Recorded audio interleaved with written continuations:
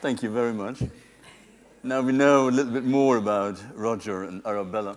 You once compared your characters to snooker balls. When was that?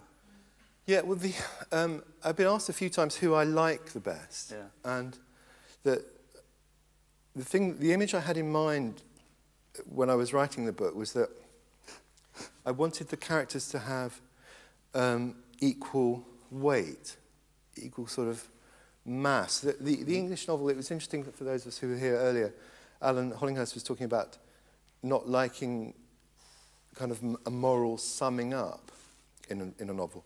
And it's very much a feature of the English tradition, not the novel in general, but the English novel gives a very kind of complete, it's like a moral scorecard for the characters. You know, they're marked out of 10, and you know exactly what to think of them, who's good, who's bad, and exactly in what degree. That's the sort of English tradition. And there are sort of signals about who to like and who not to like, and who to identify with and who to dislike. And it's particularly strong in someone like E.M. Forster. I don't much like Forster's work because it seems to me the whole book is pretending not to judge, while actually the whole apparatus is all about judgment and shading into class judgment as well. So I wanted to avoid that feeling of that I was kind of sending signals about who matters more and who matters less and what the kind of moral ranking order is. So the image I had in mind was this thing about, you know, the thing about snooker balls is you don't play with them, they aren't all in play all the time.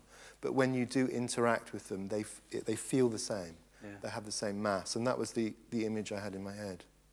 Giving them equal mass means there is no good, no bad, no judgment, no hero, no villain? Well, I mean, in the Thackeray sense of a novel without a hero, I think that's the case. Roger's story, a lot of people, he's not the central character, but I think people ask about him quite a lot because he's the one whose arc is the arc of the culture in general. Because in Britain we did have a boom and a bust. Mm-hmm. And a kind of peak moment of obliviousness. But I mean, one of the other ways of talking about capitalism, it's kind of a historical novel set in 2007, 2008. And very specific time. It's very specific. And the single biggest thing that had changed from then and now, because everything, as it were, looks the same, the single biggest thing is the inside of people's heads. Nobody feels the same, and nobody has the same set of assumptions and the same sense of, you know, everything's just going to keep going like that forever. And Roger is the character whose arc is most like the general cultures. But you started working on the novel in 2005, way before the money bubble burst. I did. Well, I felt, you know, you very kindly and generously mentioned my flat on which I took such a massive bath in 1987. Sorry about it, yes. And the thing that's odd about that, you know, and there was this huge property crash in 1987, but in terms of the way the culture looked at it, it was like it was in 1887 or 1787. Everyone had forgotten that, you know, you do get these cycles. And so from this thing of looking out the window and seeing, you know, the dog walkers and the florist vans and all that, I thought, well, this is, you know, this feels like a bubble. I remember this feeling from last time. But you were expecting a property bubble? I was expecting a kind of general downturn based on the bursting of a property bubble. And so I started working on the book in the way I mentioned, the thing about, you know, who the characters were and what happened in what order and that structure. With the assumption that there was going to be a crash. Right. And so the book would begin with a classic, with a dramatic irony, you know, in the sense in which I'm sure that people in this room understand, you know, the dramatic irony, the fact that you, the audience, know something that we, the actors, don't. You know, that proper, formal sense of irony. And so the book, in my head, began with this thing that the reader knows something the characters don't know. But then, of course, what happened when the crash came, it turned out to be this much, much bigger, much more systematic, and actually, frankly, much more alarming global phenomenon. So you have a global crisis and the property prices were fairly stable, or not? Well, the bizarre thing is, I'm lucky I'm not a banker, because pretty much the only asset category in the Anglo-Saxon world that hasn't been affected is London property. Exactly. So, you know, I bet several years of my life working on the idea that there'd be a bust, but then the actual bust that came, I was completely wrong about it. And then you stopped working on the novel for a while to write Rooks. Well, I finished it. I finished a draft of it. And when we were talking earlier about making progress, yes. I always have a break because I start, go straight through to the end, don't reread, don't revise. And it's slightly like taking off a superhero costume and changing back into normal clothes. Because I like editing. I worked as an editor. I have a kind of toolkit of how to edit, but I can't use it while I'm actually writing. I have to then have a break so I can see it. Because you swap roles, so to speak, and it takes time. And see it clear and cold. And when you're just full of the feeling of the amount of work you've sunk into it, it's difficult to be sufficiently ruthless. And to just realize things don't work and get rid of them. Well, and then having become a kind of lay specialist on financial crisis with the book, how much did it affect the novel? I mean, did you have to rewrite all of it? It helped me prune some things. I mean, I think one of the things I've really come to feel is that you can do anything in a novel, pretty much.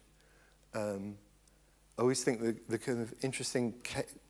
The thing that proves that, there's a John Updike novel called Brazil, where the two main characters change gender and change race halfway through.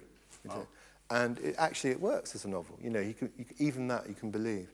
And so you can do anything in a novel. Characters can go into outer space, whatever you like. But it has to feel true.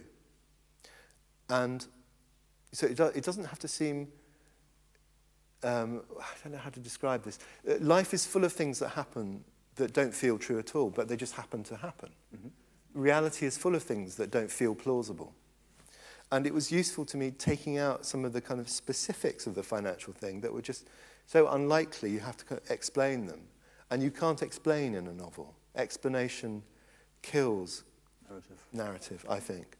And so it was very helpful in terms of, there were things I wanted to say and things I wanted to explain, and it was very helpful in terms of quarantining that. So you took it out of the novel, so to speak, into non-fiction? It was when I was going through, it helped me to focus the city aspects of it, and that was mainly to do with leaving out. Yeah. Let me quote from Roop's, "The Credit Crunch is an absolutely amazing story full of human interest and drama, one whose byways of mathematics, economics, and psychology are both central to the story of the last decades and mysteriously unknown to the general public." Did you want to change something with writing this novel? Did you? No, I wanted to change it with writing Whoops, but okay. I've come to think that, actually the world of money is really simple from, in terms of the human fundamentals of it, that the most important emotions are greed and fear, and the great threat is obliviousness. And, those things are, as someone once said, if you want to see how much the world has changed, read Homer. If you want to see how little the world has changed, read Homer.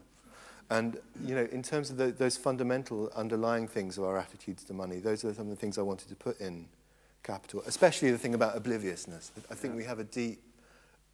as a species, we have a profound talent for being oblivious. And that's a kind of permanent truth that you can deal with in fiction. And the specifics I kind of wanted to quarantine off. The world of finance, you say, is basically easy. That somehow sounds like... Not the world of finance, no, the fundamental underlying kind of human truths about money. Okay. Because the language, the argot, is very, very difficult, I think. And I always have this feeling that there are books around that promise you to make it understandable for me as a reader who hasn't a clue about finances. But they always remind me of books that try to explain string theory to me. I always get up to page 25 and then I'm completely lost. And that very interesting thing where you feel you can understand it while you're reading it? Yes. And then you put it down and you can't explain 1, 2, 3, 4, no, all gone.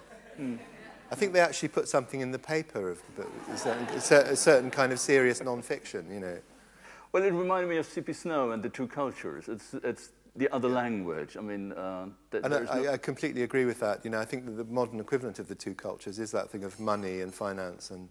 So it's not science any longer; it's finance now. Well, there's masses of very good popular science. I think it's easier to get it's easier than it's ever been to get a basic understanding of the kind of science. But the finance stuff, no, it's much harder. Another quote: "The crisis arose from a climate, and the climate was which followed the fall of the Berlin Wall." Yeah. This is refreshingly evidence-free, by the way. I just think when you look at the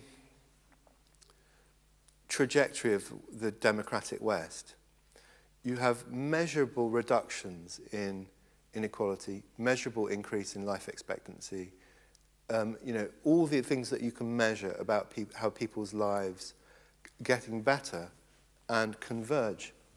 There are more people having better lives in ways you can count, not rhetorically, ways you can count, from the end of the Second World War through till about 1980.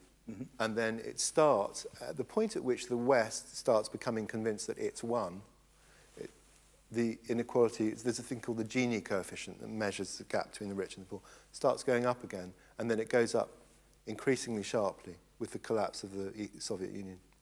And because why? Well, I don't, you can't prove these things, but I think what happened was that capitalism stopped.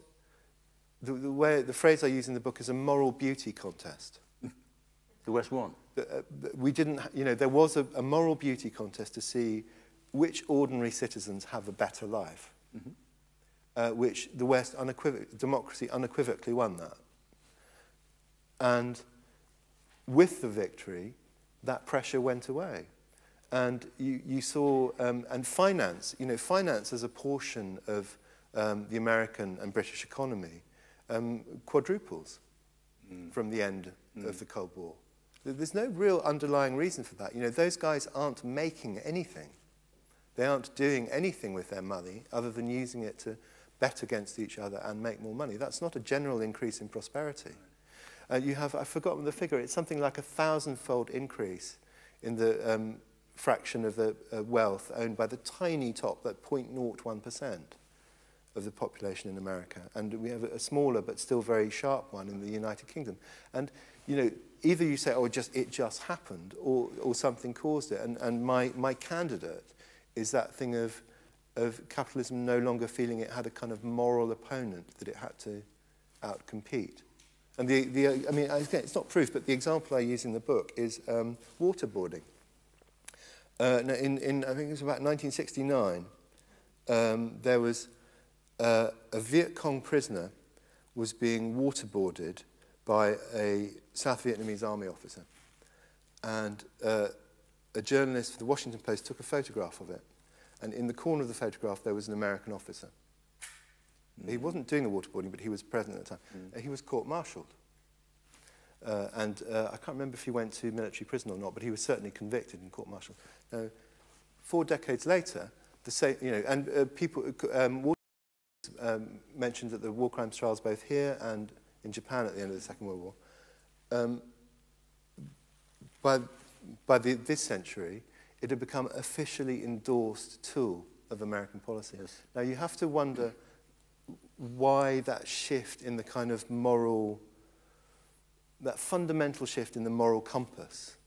And my candidate would be that, as it were, there's no, who do we, if the only people we have to look morally superior to are Al-Qaeda, then it's setting a very low bar. Mm. Let me have a final quote, I think it's the final one, from the epilogue, written in August 2010. It's now 2 years since the moment when the banks nearly took themselves and the rest of the global economic system over the edge of the cliff. The following paragraph undertakes a survey of all the legislation in the developed world and summarizes the laws which have been passed to prevent a repetition of the crash. I don't have the book with me, but then it follows an empty paragraph. So nothing has happened? There have now been, if the model that we've followed, instead of clear, this stuff is really, really,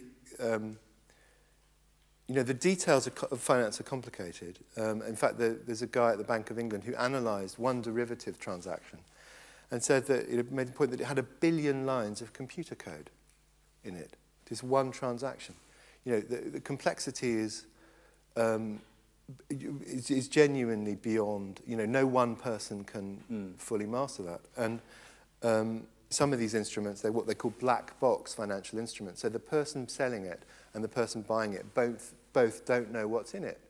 That's by design. They just told it's AAA rated, the yield is 4%, it matures in so-and-so, yes or no. They don't actually know what they're buying. Now, those things are, by purpose, very, very complicated, but the underlying principles aren't necessarily. The underlying principles of what we should want from our banking system are simple and can be grasped by ordinary citizens. You know, that to take deposits, to lend money, to keep liquidity flowing through the system. That's what banks are for. It's actually not complicated. That's what banks are for. The things done to fix the system are not at that level of simplicity. They could have been, but they chose not to do that. What they have done instead is like the Gulliver and Lilliput model. You know, hundreds and hundreds and hundreds of little ropes. So there are lots and lots and lots of rules designed to constrain and circumscribe the bank's action in kind of small, specific, annoying, cumulative ways to sort of tie down the giant. Bankers say that it's working, it's slowly and gradually working. I'm not sure I believe them, because I think the problem with these institutions is the culture is, you know, not all bankers, my father worked for a bank, not all investment bankers even, but there are pockets of it where the culture is really psychotic. I mean, in the strict sense of psychotic, out of touch with reality. And every single time one of these banks blows up and loses, like JP Morgan just lost $6 million, UBS lost whatever it was, 3 billion. Every single time this thing happens, it's always the same story. It's someone who's got round the internal controls at the bank and made a gigantic bet which has gone badly wrong. And if you have, you know, smart people who are not quite as smart as they think they are, spending all day thinking of ways to get around rules and place gigantic bets, the trouble with this idea of tying them down with lots of little things is there's lots and lots and lots of rules to get round. Yeah. So, and there's always one trying. So the blank paragraph isn't, there's, you know, you could fill it with 2,000 foot, there'd be, let me put it like this, it's the same blank paragraph, it just has 2,000 tiny footnotes. It's just so unimaginable when you talk about these sums like £6 billion or dollars or whatever. What I liked about fairly at the beginning of Whoops, you kind of transfer the numbers into time. Like 1 million seconds is just to be able to imagine what we're talking about. 1 million seconds is 12 days, if I remember correctly? The way, I took it from, there's a man called John Allen Poulos, an American mathematician, and he makes the point that we're bad at understanding bad numbers. And the example is, just think for a second, don't try and do the sum, the difference between 1 million seconds and 1 billion seconds, okay? Well, 1 million seconds is 11 days, 1 billion seconds is 32 years. And cashing out a euro every second. Cashing out, yeah, and I think we don't have an intuitive feel for those kinds of big numbers. And in a funny way, that's worked to the bank's advantage, because we just see these, you know, I mean, I can remember when 500 billion or something used to sound like a really large sum. Now they're talking about, you know, that to recapitalize the European banks, and it's not being enough. Well, let's go back to novels. Back to the saner world, yeah. Yes, let's try to. When I look up your novel Capital at Amazon, I get recommended 2 other books, one by Sebastian Faulks, A Week in December. The other one is by Amanda Craig, Hearts and Minds. Yeah. 2 neo-Victorian novels about London. What's the sudden fashion? I don't know. I mean, I'm a pretty omnivorous reader, but I haven't read either of those because they were just close to what I was doing while I was working on it. I think, you know, perhaps the same thought didn't only strike me. This thing about the Victorian condition of London is something you notice moving around. And I think also the other thing is that the novel, there's a rhythm in the novel of, you know, the novel, I'm not sure exists. There are only the novels that are being written at any given moment. And there is a kind of rhythm in the history of it between the personal and internal and kind of collective. I hesitate to use the word bigger because it sounds as if you're, you know, making a claim to be, as it were, better. But you know, as it were, bigger spaces in the book. You know, and that's a very steady rhythm in its history. So it's in the air. Yeah, I think so. And I think it's hard not to look around. You know, in London, it's hard not to look around and think something really changed here. And to then, you know, for the novelist, you'll then start wondering what it is and how to tell that story. You did read while starting writing on Capital, you did reread Middlemarch. I did. Gabriel Giusepovici wrote a book, Whatever Happened to Modernism. Yeah. How come modernism doesn't seem to have happened, reading these books? I think it's a question I've thought a lot about, because if we'd been having this conversation in, say, 1965, 1970, we would have been talking about the novel in terms of the Nouveau Roman and the legacy of Joyce and Proust and that. And it's amazing that the novel has done this thing of taking the modernist turn, in a sense, away from the audience. You forgive me for putting it that simply, because you'll know more about it than I do, but in a sense away from the audience towards internal process. Now, every other art form that did that took the turn and kept turning. Yeah. And the novel is the only form, it's unlike serious music, serious art, serious painting, sculpture, ballet, dance, everything, in that once the turn happens, it actually was reversed. And the novel is closer to the reader and to the audience and closer to the sense of its public than it was 40 years ago. And it's really strange and unusual. And I think the reason is that abstraction, it came up this afternoon on the panel, the conversation moved on, before I could say this, but I feel quite strongly about it, that abstraction is a possibility in all other art forms. But it isn't really with the novel. You know, the novel has a built-in relationship with the world in the way that the symphony doesn't. You can have an abstract symphony. You can't have, in that sense, an abstract novel.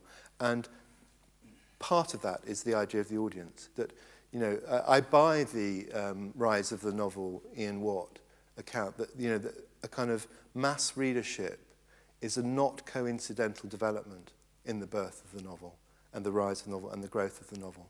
And that umbilical link between the readership and the books that are written is what sort of brought the novel back to, you could call it an earlier historic form, or you could just say that it's, you know, mutated into a sort of 21st version of the 19th century. The summer reminds me of TV series, which 10 years ago were fairly straightforward and conventional. They've changed incredibly, becoming very modern, but picking up all the tools of modern fiction.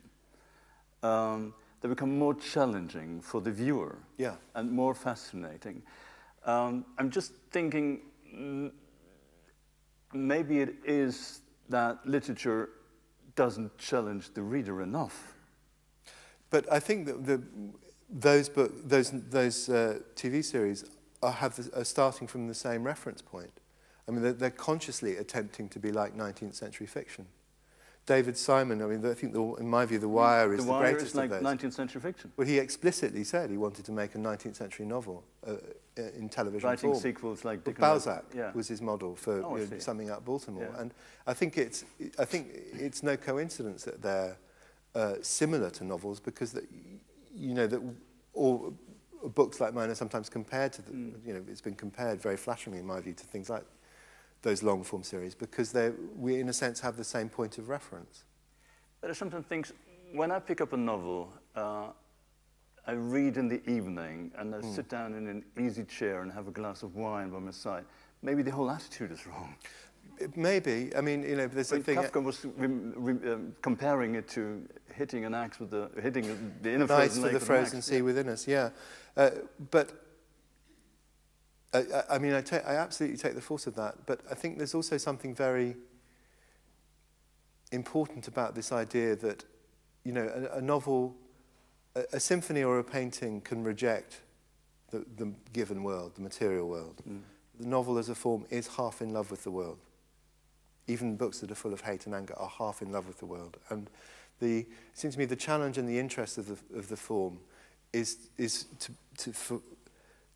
books to be formally interesting and challenging for the writer, you know, to have enough new text of difficult things in it to feel new, and also to be interested in the new things in the world outside. You know, that there are this idea of, it's not called the Oldville, you know, that there is that supposed to be a sense of newness in the form and in the world being described. And I think that potential connection is what keeps the novel moving forward and keeps it fresh. Well, one of the formal difficulties that struck me is when you compare your novels to Dickens' novels. I wouldn't make that comparison, I think, but using some of the same toolkit is a different thing. Okay, that's exactly what I wanted to talk about. It's when Dickens connects his various characters, he uses like secret kinships, or they all have kind of connection, or they suddenly discover a father, a mother, whatever. How did you connect your characters? Well, the device that everybody uses in novel, I mean, actually, funnily enough, I don't, I'm in the minority view, I don't really think of Dickens as a novelist. I think of him as a poet. Because for me, the thing that carries is the language. The mechanism that the conventional novel uses is coincidence. Yes. You know, the novel would be absolutely stone dead on arrival if it weren't for coincidence. Mm-hmm. And there are various ways around that you can use. But that, you know, that's a fundamental piece of the 19th century toolkit that I think that the modern reader struggles with. They wouldn't believe it. Yeah. Mm. So how do you go around it? What do you do? Is it the postcard? But the postcard, does it work all the novels through? Well, you know, I'm the wrong person to ask. But I think it's the only thing the characters have in common. I think one of the challenges for the 19th century thing is, you know, you don't, in Middlemarch you don't need to ask what the characters have in common. Mm. But in a modern street, my sense of it is that you deeply need to ask that question, because actually kind of the modern version of city life is about parallel privacy. These lives barely brush against each other. And that was a thing that really interested me. Even of people living in one house. Mm. Yeah, and that was a thing that was one of the starting points for the book for me, was an attempt to bring the people in the book together, because the only place they ever will be together is in that book. Mm. I have another quote, sorry. I think it's from an interview somewhere. It's from a review somewhere. Reading Capital is like getting a crash course in the transformation of British mores and class distinctions. And reading that sentence, I was reminded of an interview Martin Amis gave. And he said, it's not class distinction any longer, it's money. Mm. Did that change? Is that a change? Well, I've gone through various phases of thinking about this, because both my parents were, you know, weren't born in Britain, and I used to think that just please shut up about class. It's so boring. You know, everybody in this country only bangs on about class, and let's just ignore it and get over it and act as if it doesn't exist. And I don't think that anymore. I think that, and that comment of Amos's, I bet, is from a quite specific historic period, the sort of 80s and early 90s, being a point when it felt as if class distinctions were dissolving in money. Because lots of distinctions are soluble in money. That's from an interview autumn. Right. Talking about Lionel Asbo. Mm. But he's wrong, I think, about what's happened, because I think as money becomes increasingly important and class is still there, you have to start asking what that is. And for me, perhaps because I grew up in Asia, but it seems to me that it's almost more like caste, the thing in Britain, because it actually doesn't change with money, that people's economic circumstances can be fundamentally transformed, and yet their class doesn't change.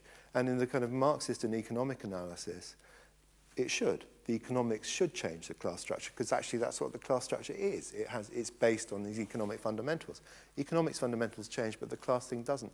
And so it is more like a kind of inherited form of tribal identity that is very, very difficult to address. I used to think that, you know, as it were, economics would solve class, and Britain would become a more unified and less stratified society. And I now think that the class distinctions run a lot deeper than I realised. than I used to naively think. Coming back to the title where we started, Capital, does this, when I thought about it and I thought, or asked myself, does this also mean that the changes the credit crunch brought about are restricted to the capital? It's sort of the other way round. I mean, a thing that's happening in London is that London is becoming increasingly like a separate country. That's what I mean. It's becoming like Manhattan in relation to, you know, just as Manhattan has all the rich people, all the ethnic diversity, all the finance, a lot of the culture, and is regarded by the rest of the United States as having effectively a separate set of rules. It's just a kind of, it's different. And I think something similar is happening with London because it's so intact, you know, the kind of sense of prosperity and wealth. And yet when you travel outside London, sometimes it's like a form of time travel to 1976. Yeah. And I think that there are grave risks for Britain in that. It's a thing you don't have in Germany. I noticed travelling around when I was promoting Capital, you know, the strength of the cultural capital you have around the country prevents this sense of culture being something that just belongs in London. And I think that's one of the great risks we face in Britain. Mm. You know, if London is more rich, more diverse, more cultured, more energetic, more interesting, then it strikes that everywhere else is slightly less so. Yeah. And correspondingly starts to resent it. So that also is one of the things that if I was, you know, if the book was set now, that's one of the senses in which it's a historic novel. Because it also influences the values we were talking about earlier. It definitely does, yeah. And, you know, it's one of the ways in which Germany is very fortunate having this sort of, you know, the fact that Berlin isn't the capital of finance actually makes it a much more cultured and interesting city. And the fact that, you know, young people can move here to try things. You know, one of the things that slightly broke my brain when I was travelling around is, you know, the idea of people moving to the capital because it's cheaper and they can try and write their novels. I think I've had enough of this beer. So say that again. Yeah. Let me talk. I think I have one or two more questions left. One is comparing your books. They're so completely different. How does this come about? It's, other writers, you pick up the novel and you immediately are in McEwan country. That's not the case with you. I mean, I like writers who have that continuity. I don't have it myself. I think it's because that the part of me that wrote a book is used up. You know, I don't have that part of myself available anymore to so there's something that triggers the book, you kind of work it out of your system. It's like the books are locked rooms, maybe, you know, and I go into the room to write that particular book, and then when I come out, the door is open. Right. And, you know, there's something about, they feel secret or private when I'm writing them. There's a kind of psychological charge around. And for me, there's the story, a story and a way of telling the story always come at the same time, and that's the idea, that's the challenge, is what's the story and how's it told, sort of together. Yeah. And once I've done a story and how it's told, it's like the kind of door is left flapping open, and I can't go back, or I don't want to go back into that room. So what are the next rooms you're going to open? Well, I've got a novel I want to write, and my plan is to write work on a piece of non-fiction, and have, you know, to do the kind of marinating preparation for the novel while I'm writing this other thing. So the non-fiction thing. Yeah, and I'm hoping that I'll get enough preparatory work done to then be able to start writing it. And the non-fiction is about? The non-fiction is about books. I'm very interested in books. I think it's an interesting moment for the book. Great. But you were also driving the tube, I've heard. Oh yeah, no, I've got a little thing coming out because it's the 150th anniversary of the London Underground. Right now, actually, this month, 150 years ago, January 1863. And a British publisher, Penguin, are doing a short book on every line. And I've done... Which one's yours? I've done the district line, and I didn't ask why they gave me the district, but I think it's for the very unflattering reason that it's very suburban. Okay. I've done a short book called What We Talk About When We Talk About the Tube. And you were fulfilling yourself childhood dreams. Yes, I got to ride out with the driver up in the front of the tube train, which was very, very, it's very interesting, actually, not least because I think it's the most isolated work I've ever seen. You know, the drivers are completely on their own all day, and no distractions, no phone, no reading, anything. And everyone else on the train is distracting themselves, and the driver is the only person at work. One should guess that a writer who's used to loneliness. But I was still very struck. You know, it was from one end of the line back. It's 3 hours and 20 minutes of properly total isolation. Yeah. And I was told that the drivers get quite cranky as they get older. Which you couldn't say about writers. Never, ever. How dare you? Okay, I'm through with my questions. Do you want to open up to the audience, or shall we call it a day? No, you're in charge. You're in charge. If there are 1 or 2 or 3 at the most, it's your chance now. Yes, please, go ahead. Oh, hang on, they have to have the mic. There's the mic coming.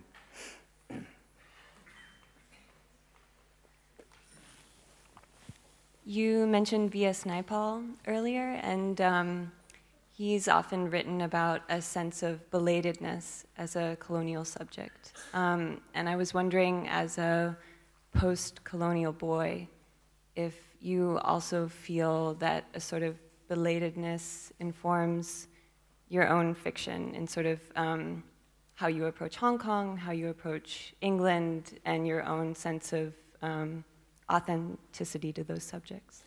I revere Naipaul as a writer.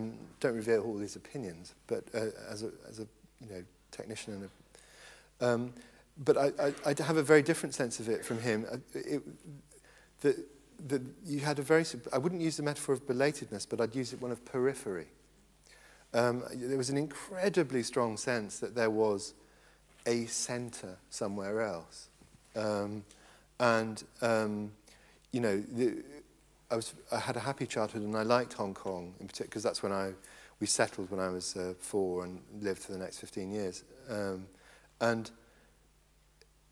liked to have a happy childhood, and it was wonderful in lots of ways, but it also had an incredibly strong sense of somewhere elseness, that, as it were, real life happened somewhere else. I've actually found it, and it might be one of the reasons I live in London, because in a sense London was that centre. I'd never seen it, and yet in a curious way it was sort of a compass point. I think on some level that's why I ended up there, because I'd never been there, and yet it was the centre of that world. And so there was something sort of, I don't know, gravitational about it. And, sorry, just to follow up, how did those versions compare? The version in Hong Kong of the imagination of the centre versus arriving at the centre? They bore no relation at all, but that thing about, modernity coming and you're not knowing where you are, Hong Kong was very useful for that, that sense of the other place being very different. And then, funnily enough, the place I get the strongest sense of dislocation now is if I go back to Hong Kong.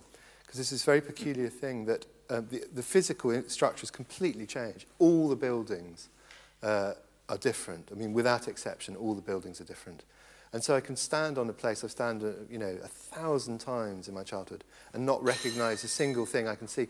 But it smells the same because the harbour has this very, very distinctive, overpowering sort of diesel smell, dead fish, and other things you don't want to think about. But for me, it's a comforting smell because it reminds me of my childhood. But I get a kind of vertigo from part of my head saying, you're 8 years old, this place is completely familiar, and the other half saying, where am I? And actually, in fact, I've got to the point now I sort of can't bear it. If I get asked to go back, I try and find reasons not to, because it does makes my compass spin too fast. Any more questions? There's one. You talked about the sense of disconnectedness of London and Manhattan as separate places from the rest of the world. Could this be another aspect of the ongoing disenchantment with continental Europe, and are maybe the English or the bits that want to get out of the European Union being used as material for actually creating those two free-floating capitals that do whatever they do unrestrictedly? I think that could happen. I don't think it's happened yet. I think, you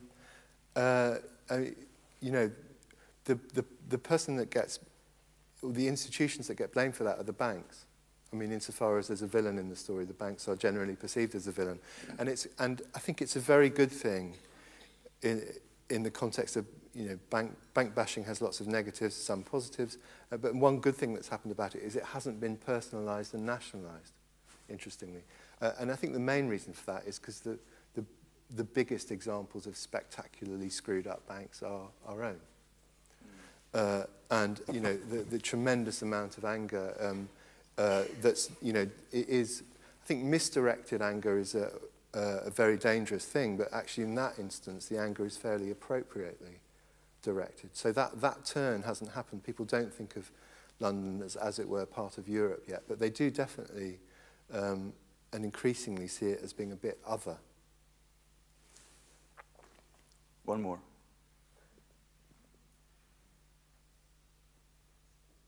Yes. Go ahead. Yes, wait for I was very pleased to hear you mention Flann O'Brien with such approval earlier on. And I wanted to attach that to something else you were saying about the fact that modernism came into the English novel and then it went away again. And I think these times are very tricky times to write realistically about, because times don't feel realistic. The acceleration of change is so weird that a realistic novel just, it's quite a difficult thing to do. And I was wondering, do you think, in the way that Flann O'Brien found extraordinary metaphors for writing about his world that felt plausible in the way you were talking about, while being completely ridiculous? You know, cowboys fighting on the tram lines in Dublin. And do you think there's another way of writing about our world, which isn't 19th century realism and isn't mid-20th century modernism? I'd be astonished if one didn't come along. I mean, I think one of the points you imply there is that, you know, the 19th century toolkit is 150 years old. But the modernist toolkit is 90 years old. Yeah. You know, 1920 was not last week. And I think it would be surprising if there wasn't, you know, the arts don't progress, but they do evolve. And it would be surprising if something didn't evolve out of the current moment. But I think that one of the, you know, certainly one of the reasons I wanted to use a 19th century, another metaphor I had in mind was like a fixed camera lens. When things are different and changing fast and characters' lives and internal landscapes are very, very different. Two ways you could do that in prose. One is by having everything different and chopped up and diverse. But the other way of doing it is by having the equivalent of a fixed focus. So actually, the camera is always the same. It's just the things they look at, the kaleidoscope changes very quickly. So the thing I would say is that, you know, the change was as rapid and as overwhelming in the 19th century as it is now. And that's why for some writers, that toolkit, as it were, has returned to relevance, because it came out of change and speed and overwhelmingness. But I'm absolutely certain that in terms of the, you know, the story of the novel, the story of fiction, that story does not end here. Can I sneak in one cheeky little question? Mr. Phillips, I'm a great admirer of your novel, Mr. Phillips. Oh, thank you. And I'm wondering, what happened to Mr. Phillips in the 20 years after? How's he doing now?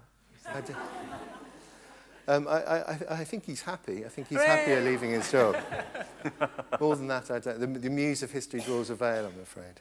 But I don't think he's working for a bank. Right. Well, I think concerning the novel, you said the story does not end here. It's the perfect last word for tonight. Thank you very much for your attention. Thank you very much.